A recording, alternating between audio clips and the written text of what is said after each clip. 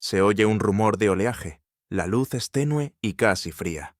Una voz se alza y describe a una joven que adoraba deslizarse sobre el hielo, pero temía profundamente al mar. Su nombre era Carol Wayne. Décadas antes de que su cuerpo apareciera sin vida en una bahía mexicana, era la estrella risueña que hacía reír a millones en la televisión nocturna. ¿Cómo es que la mujer que llenaba de chispa la pantalla terminó encerrada en un silencio tan espeso como la niebla que cubría aquella costa? Para descubrirlo, retrocederemos hasta una Chicago nevada y seguiremos cada brillo y cada sombra que tejieron la vida de la Matinee Lady. Parte 1. Luces, cámara, Carol, del hielo al prime time. La historia nace en Chicago en 1942, una ciudad donde el viento corta la piel y los sueños parecen necesitar abrigo extra. Entre callejones con olor a carbón y radios que escupían jazz, una niña de ojos enormes patinaba sobre los charcos helados con la determinación de quien ya intuye el poder de la ovación. Carol Jane Wayne imaginaba un futuro hecho de aplausos iluminados. La pista de patinaje temporal del Parque Lincoln era su reino, un lugar donde giraba con tal precisión que la gente se detenía para verla brillar, y ella se hacía la distraída, solo para escuchar mejor cada respiración contenida del público improvisado. En su adolescencia, el destino se presentó en forma de carpa itinerante, los legendarios Ice Capades. Aquellas giras eran un carnaval de lentejuelas móviles que prometían aventuras a cambio de sacrificios silenciosos. Carol aceptó sin vacilar, firmó su nombre con un lápiz casi gastado y dejó atrás los pupitres del instituto. Durante 3 años, recorrió 42 ciudades, durmiendo en vagones húmedos y ensayando hasta que los músculos ardían. Cada noche, el público aplaudía la perfección de una vuelta Axel, ignorante de los pequeños desgarros que la ambición siembra en la espalda de los jóvenes prodigios. El golpe que cambió su rumbo llegó sin advertencia. Un error mínimo en la recepción de un doble bucle, una cuchilla que se clava en el hielo y un cuerpo que tropieza con la barandilla. La cicatriz de 13 centímetros en la cadera no solo marcó la carne, sino que selló el final de su danza gélida. Cuando el médico le explicó que una caída más podría hacerla dependiente de un bastón, Carol comprendió que debía reinventarse antes de ser olvidada. Las luces del patinaje se apagaban, pero el mundo seguía lleno de escenarios. Solo había que buscar uno nuevo. Ese nuevo escenario destellaba con neones rosados en medio del desierto, Las Vegas. Con un carmín impecable, plumas que rozaban los labios del cielo raso y un número artístico en el Tropicana, Carol se unió al ejército de showgirls que hipnotizaban a turistas y tahúres. Su madre, al verla en fotografías nacaradas, exclamó medio en broma: «¿Necesitas más plumas, hija?». Carol sonrió como quien comprende que las críticas son, a veces, combustible disfrazado de reproche. Una noche, tras un espectáculo saturado de saxofones, Carol fue invitada a una fiesta cuyo anfitrión coleccionaba actores como otros coleccionan discos raros. El productor quedó fascinado por su ingenio punzante y su silueta aparentemente tallada para la pantalla ancha. Al amanecer, le ofreció un screen test en Los Ángeles. Ella tomó el billete sin mirar siquiera la fecha de vuelta. El ascenso a Hollywood se iniciaba con una promesa y un desafío. En territorio californiano, Carol comenzó con breves apariciones en series que hoy suenan a cápsulas del tiempo. I Dream of Jeannie, The Man from U.N.C.L.E., Bewitched. Aunque las frases eran cortas, su presencia se sentía como un acorde que resuena más allá de la nota escrita. El gran salto llegó en 1967. La NBC necesitaba un nuevo rostro para acompañar a Johnny Carson en Tonight Show, y alguien en el estudio recordó el encanto de aquella expatinadora. Así nació la Matinee Lady, figura ingeniosamente ingenua del sketch Tea Time Movie. Carol transformó simples dobles sentidos en fuegos artificiales cómicos y duplicó los índices de audiencia. Al finalizar cada emisión, la gente en sus casas reía con la misma chispa que Carol llevaba en la mirada mientras las cámaras se apagaban. Sin embargo, bajo el resplandor, se colaban las primeras grietas. A veces, Tras la risa de estudio, Carol miraba hacia los bastidores con un leve temblor en los dedos. Algo parecido a la duda, algo parecido al presagio. Nadie lo notaba aún. Nadie quería verlo. Y mientras el público pedía otra ronda de chistes, una pregunta comenzaba a flotar en el aire como un copo que no termina de caer. ¿Cuánto dura el hechizo antes de que el telón exija su tributo? Parte 2. Entre bambalinas. Fama, romances y rumores que incendian Hollywood. El Tonight Show se convirtió en el patio de recreo más caro de la televisión, y Johnny Carson fue el rey absoluto. A su lado, la Matinee Lady aparecía más de 100 veces jugando con trozos de pastel imaginario y palabras que conducían a carcajadas con sabor a pícaro atrevimiento. En cada sketch se desataba una danza llena de insinuaciones. El público, hechizado, comenzó a murmurar su propia comedia. La química entre Johnny y Carol era tan nítida que los tabloides insinuaban un romance encubierto. Ninguno de los dos confirmaba ni negaba nada. Cada silencio aumentaba la especulación, y con ella, la expectación. Las luces de estudio no eran las únicas que iluminaban la vida de Carol. También brillaban los flashes de las fiestas en Hollywood Hills, los destellos de los automóviles que subían serpenteantes hacia mansiones, donde el champán se mezclaba con confidencias. Allí empezó su cadena de matrimonios veloces. El primero fue con Larry Cera, en 1965. Él era cameraman de la NBC y ella una estrella en ascenso. Compartían cafeterías a deshora y el secreto de estirar la espalda después de horas de pie. Ella aprendió de él la flexibilidad que necesita el oficio de entretener, y él descubrió la dificultad de convivir con una mujer que debía sonreír profesionalmente mientras discutían los gastos del alquiler. 2 años después, firmaron el divorcio en silencio, compinchados en la idea de que la vida avanza mejor sin rencores públicos.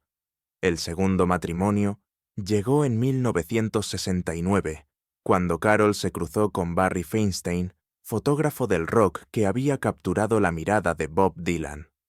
Se casaron cerca de un acantilado que daba al océano, y durante la fiesta se contó que Carol evitó acercarse al borde por un escalofrío interior. El agua le provocaba una ansiedad difícil de disimular. Con Feinstein tuvo a su único hijo, Alex. En las fotografías familiares, ella aparece radiante, aunque los amigos aseguran que detestaba verse sola cuando las cámaras desaparecían. El glamour de los álbumes era una ventana, nunca un espejo fiel. En 1975, apenas un año después de su segunda separación, Carol se casó con el productor Bert Sugarman, el mismo que llevaría la música disco a los hogares con Midnight Special. Aquella unión parecía un acuerdo perfecto, pues ambos habitaban el mismo planeta televisivo. Sin embargo, la sincronía no duró. La presión de la fama, sumada a los rumores que seguían a Carol como su propia sombra, desgastó la convivencia. A comienzos de 1980, firmaron papeles similares a los anteriores, aunque con mayúsculas más elegantes. En público, la Matinee Lady seguía lanzando chistes de doble filo. En privado, las paredes empezaban a retumbar. Las grabaciones de Johnny Carson se acortaron de 90 a 60 minutos por órdenes de la cadena. Se necesitaba economizar cada segundo y reducir segmentos. La alegría de Carol, antes tan requerida, vio recortados sus espacios en la escaleta. Ella preguntó, con la voz apenas un susurro, si el público la extrañaría. Nadie dio una respuesta directa. Junto a la fama se tejía otra vida paralela. Artistas, comediantes y modelos llenaban cócteles interminables donde las carcajadas podían volverse cuchillos. Una noche, alguien soltó una broma sobre Peter, Paul and Mary, que se convirtió en Peter, Paul and Scary, aludiendo al temor que infundía Carson cuando alguien amenazaba con robar cámara. Carol respondió con una sonrisa, pero comprendió que incluso el humor puede torcerse como un espejo convexo. La presión interna creció, aunque el público aún no lo percibía. Dentro de NBC surgió un rumor. El personaje de la Matinee Lady era demasiado caro para una nueva estrategia de programación. Las risas eran oro, pero el oro también es pesado, y quien lo carga puede terminar doblándose la espalda. Nadie lo sabía, pero el primer hilo de la telaraña que sostenía su carrera empezaba a ceder. Cada vez que se apagaba el letrero de On Air, Carol miraba su propio reflejo en la ventanilla de un camerino mal iluminado y la pregunta se hacía más: ¿qué ocurrirá cuando la luz no vuelva a encenderse? En los pasillos se susurraba que Carson la defendía. También se murmuraba lo contrario. Entre los dos extremos, Carol aprendió a sobrevivir, caminando sobre una cuerda floja de rumores alimentados por whisky, contratos y promesas que algunas veces nadie recordaba al amanecer. Y mientras tanto, la audiencia pedía más, siempre más, sin saber que cada risa podía ser la última antes del crujido. Parte 3. Caída libre. Playboy, adicciones y la ruina que nadie vio venir. La llamada llegó una tarde de viernes. La voz del productor apenas dejaba espacio a la duda. El sketch se cancelaba. Era cuestión de presupuesto. Carol sintió el vértigo de quien pisa un escalón ausente. El lunes siguiente, los teléfonos guardaron silencio. Un silencio denso, más ruidoso que la risa grabada que le había otorgado la fama. El dinero que había fluido con facilidad empezó a evaporarse. La vida en Los Ángeles cobra impuestos invisibles que se presentan tarde o... En 1984, Carol se declaró en bancarrota. Los documentos judiciales, accesibles al público, mostraban la brutalidad del dato. Ingresos cero y gastos que superaban $40,000 anuales entre hipoteca, colegios y viejas deudas. En un intento de reactivar su nombre, aceptó una sesión fotográfica para Playboy. El reportaje generó titulares y comentarios a la altura de su fama pasada, aunque las críticas dividieron. Para algunos era una audaz reinvención, para otros la mueca desesperada de una estrella en caída. Tras las cámaras, la ansiedad se hizo compañera habitual. Carol fumaba clavos de olor.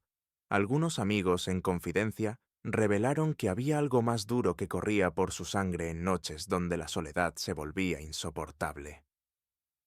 En medio de aquel torbellino, filmó Heartbreakers. El crítico Roger Ebert aplaudió su actuación y la definió como la pieza con más autenticidad de la cinta. Fue un elogio tardío, como flores arrojadas en mitad de un incendio. El círculo se estrechó. Amistades fugaces desaparecían en la neblina de la autopista. Los bancos reclamaban cuotas impagadas, y la ciudad que antes le ofrecía cócteles ahora le ofrecía esquinas sombrías. Carol intuyó que necesitaba una pausa y aceptó la invitación de Edward Durston para viajar a Manzanillo, México. Él era un acompañante con un pasado salpicado de sombras.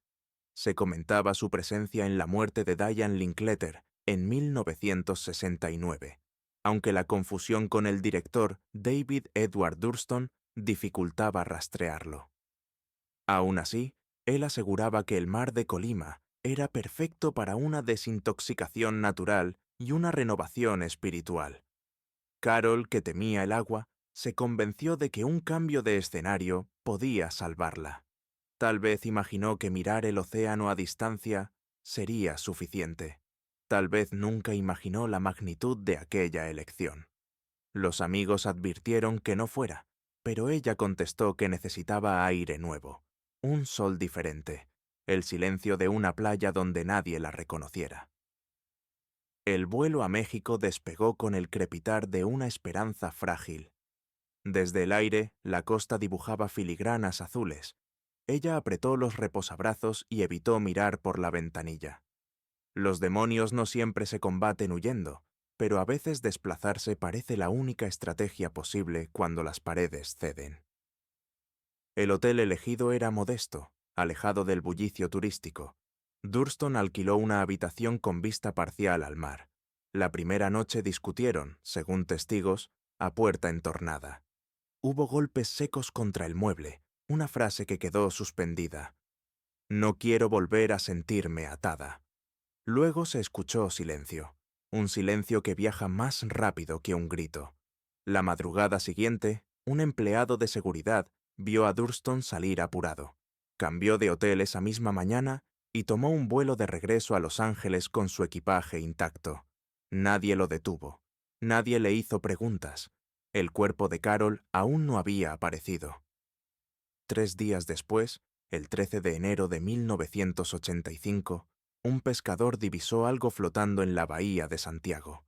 Era Carol Wayne, completamente vestida. No había signos de violencia externa, tampoco rasgaduras propias de un ahogamiento en plena lucha. El informe forense determinó tiempo de muerte entre 36 y 48 horas. Poca agua en los pulmones, ausencia total de alcohol o drogas, ninguna fractura. Los titulares se repartieron entre la sorpresa y la incredulidad. Algunos periódicos insinuaron suicidio, otros hablaron de accidente. La mayoría simplemente describió la escena con la precisión de un cuchillo frío. En Los Ángeles, Carson grabó su programa en silencio esa noche y guardó los chistes para otra ocasión. Parte 4. La Bahía del Silencio. Muerte misteriosa y legado eterno.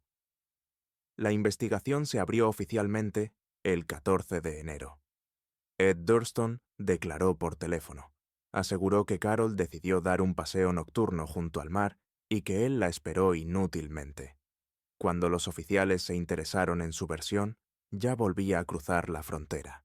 Las autoridades mexicanas lo dejaron marchar sin cargos. Para muchos, la historia recordaba demasiado la de Diane Linkletter, la hija del presentador Art Linkletter, que cayó desde un 6º piso tras una fiesta donde, según los presentes, también estuvo Durston. Se publicó que Feinstein, exmarido de Carol, ordenó una cremación express 48 horas después del hallazgo. Aquella decisión anuló cualquier autopsia independiente y convirtió el cuerpo en una prueba irrecuperable. Los seguidores alzaron la voz. Un diario tituló: «El océano guarda la verdad». Otro replicó: «¿Quién teme a las mentiras del Pacífico?». Pero las olas, ajenas a la retórica, seguían rompiendo contra las rocas con el mismo compás de siempre. Johnny Carson, devastado, retiró durante casi un año el personaje de Art Fern que compartía escena con la Matinee Lady. En su escritorio de roble, la taza de café permaneció llena en la noche que supo T.J. Carson cerró el guión, alzó la vista hacia los focos apagados y murmuró para sí que la risa puede ser un negocio cruel. Los fans organizaron vigilias y reuniones donde proyectaban los viejos sketches de Tea Time Movie.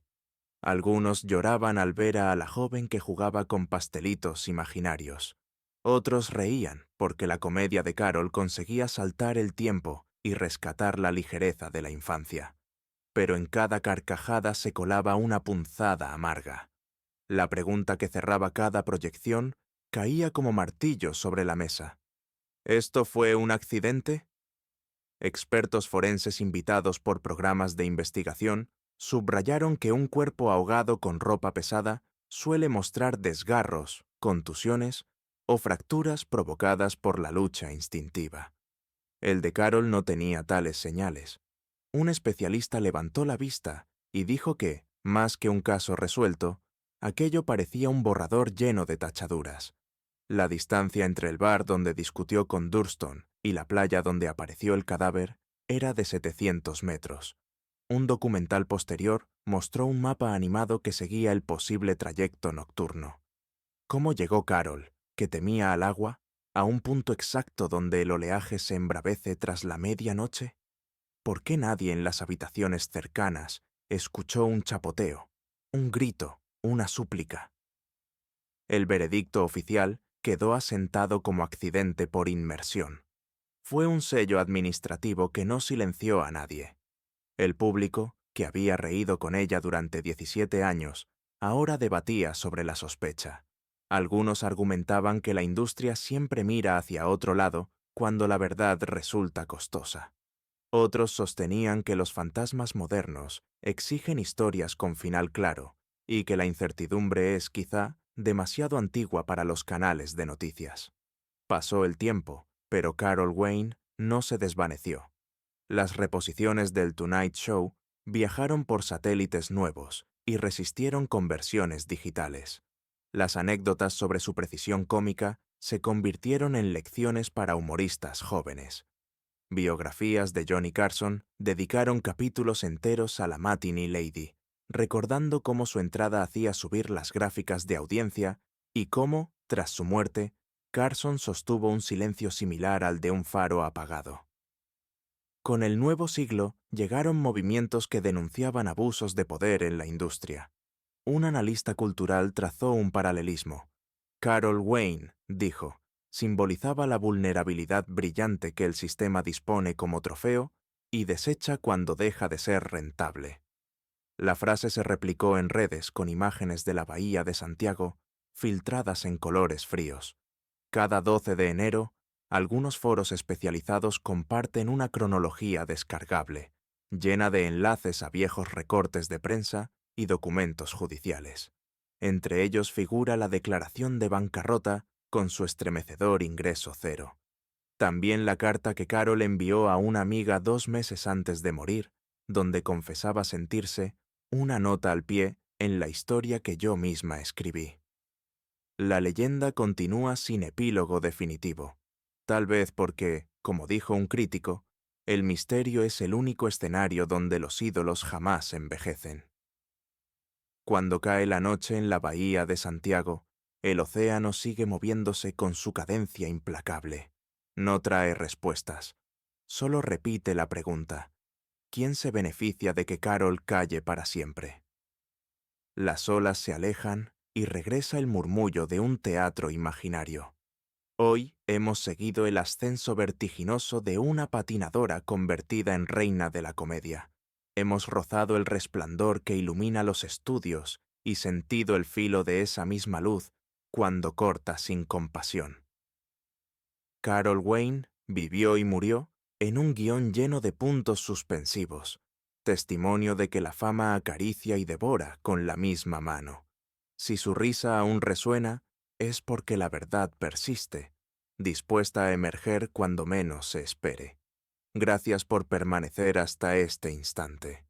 Si este viaje te conmovió, regálanos un me gusta y suscríbete para descubrir juntos la próxima historia que el tiempo intenta esconder.